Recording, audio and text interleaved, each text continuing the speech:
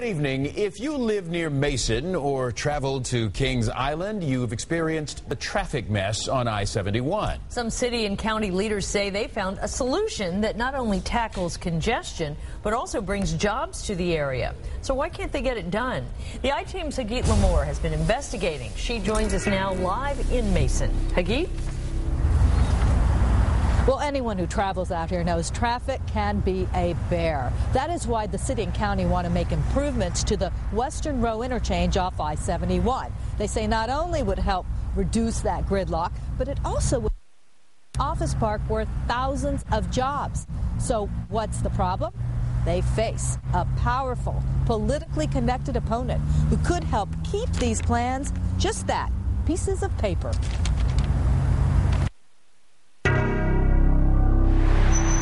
Tackle rush hour on Fields Erdel Road or Kings Island Drive, and this is what you'll experience. I mean, it's like this for hours. Too many cars, too little road. The way you see it, that's the way it is every night. Oh, I've been looking at it for about 15 years. Warren County engineer Neil Tunison says there's a better way. Here it is. This is a study we finished back in '97. Just up the highway at Western Row. And this area, I believe, will become another gateway into Mason. Mayor Don Prince looks at the same spot and sees up to 7,000 new jobs. Once an initial development goes in, the whole area is going to really start to pop. New jobs? Less gridlock? What is this magic solution? Proponents propose completing the Western Row interchange. Right now, it's half a cloverleaf. There's no way to exit south or enter north. Drivers divert on the next exits, then double back to this area on increasingly choked back streets. And without the full exchange, the city's having trouble developing an office park it plans on this prime real estate just off the interstate. If you can put in an office building with white-collar salaries, densely filled with a lot of office workers, now you're talking a lot more benefit to the city. So that's the kind of economic development we want to see. But the mayor's plan has hit its own version of gridlock. Opposition from one significant voice. Because while P&G, Luxottica, and Kings Island support the plan, as do the city, county, and state Department of Transportation, the other side of the scale features one heavyweight player, Cintas Corporation, and its CEO, Scott Farmer. We have an area of disagreement or misalignment. For close to a year, we've been asking Farmer for an interview to talk about the issue. Many credit Cintas' move to Mason 20 years ago as the spark that lit development here. It's one of the city's largest employers, worth a lot of tax dollars. Cintas is here.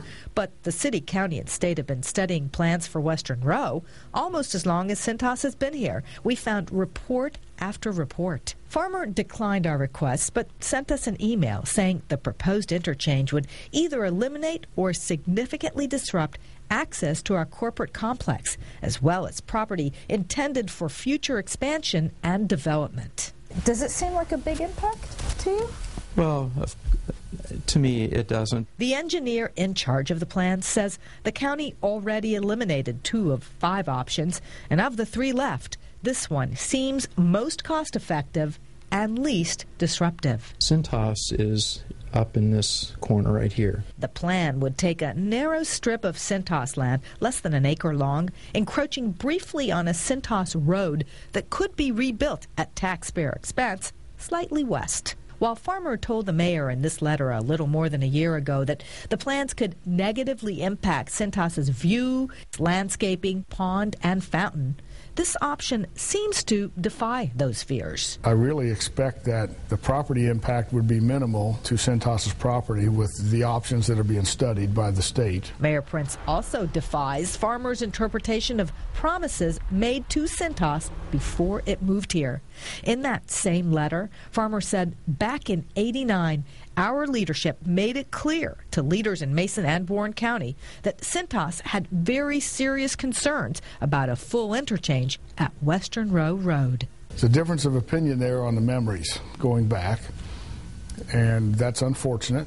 We're not finding any evidence on the city side that such a promise was made. Whether it was or wasn't, Farmer is clear today. We do not believe that the proposed Western Row interchange is a good idea.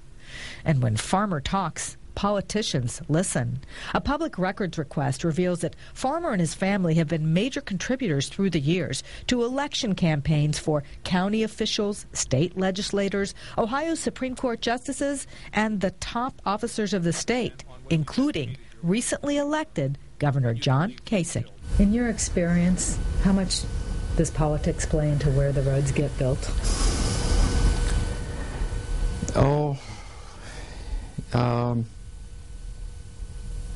A lot. We wanted to ask Farmer about these contributions, all of which are legal. But again, he wouldn't agree to our repeated calls for an interview. Obviously, in America, we have the opportunity to comment and bring influence on our elected officials, one of which I am.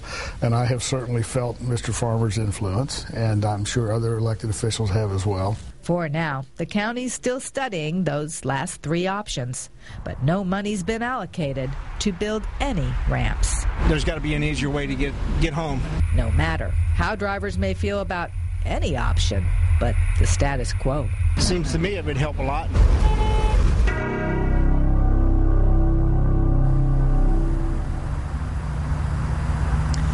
If you're wondering why the city doesn't just use eminent domain, well, that would be premature. First, they do need to narrow down those three plans to one, and they really want to work out a compromise that will please everyone, including Cintas. So far, Cintas only seems to indicate that it would support one of the plans. That one would steer clear of its property, but cut right through that proposed office park. Clyde and Carol. Hagit Lamore reporting live from Mason. Thanks, Hagit.